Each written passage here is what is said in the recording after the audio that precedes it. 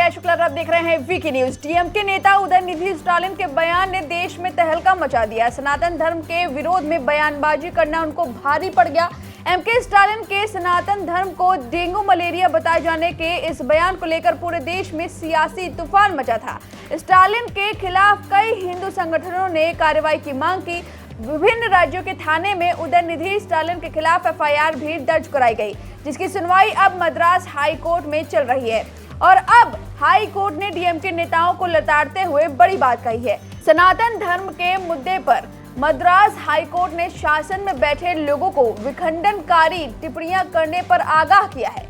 आपको बता दें, याचिकाकर्ता मंगेश कार्तिकेयन द्वारा दायर याचिका को खारिज करते हुए आदेश में टिप्पणी की गई है। कोर्ट ने क्या कुछ कहा वो बताएं, उससे पहले याचिका में क्या कुछ कहा गया वो जान लेते हैं। आपको बता दें, इस याचिका में कहा गया कि द्रविड़ विचारधारा को खत्म करने, तमिलों के समन्वय के लिए सम्मेलन आयोजित करने की अनुमति देने के लिए पुलिस को निर्देश देने की मांग की गई थी।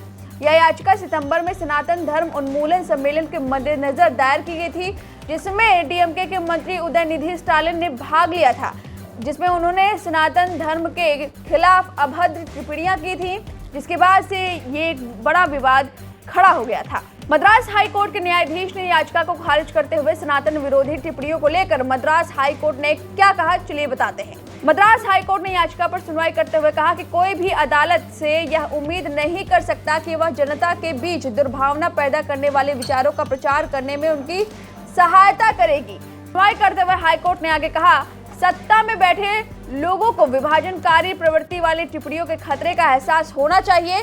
साथ ही कोर्ट ने डीएमके के कुछ मंत्रियों के खिलाफ कार्रवाई करने में पुलिस के ढीले रवैये पर कड़ी फटकार लगाई है। सुनवाई के दौरान न्यायमूर्ति जी जयचंद्रन ने टिप्पणी करते हुए कहा कि सत्ता में बैठे लोगों को नशीले दवाओं और अन्य सामाजिक बुराइयों को मिटाने पर ध्यान देना चाहिए।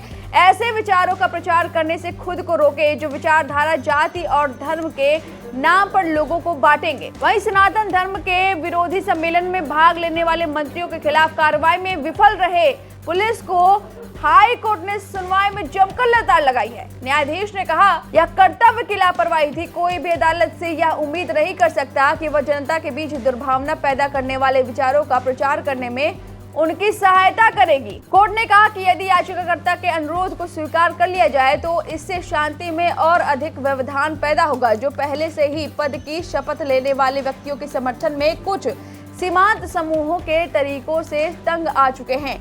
अदालत ने पाया कि रिट याचिका में पारित पिछला आदेश द्रविड़ विचारधारा के बारे में विचार व्यक्त करने के संबंध में था।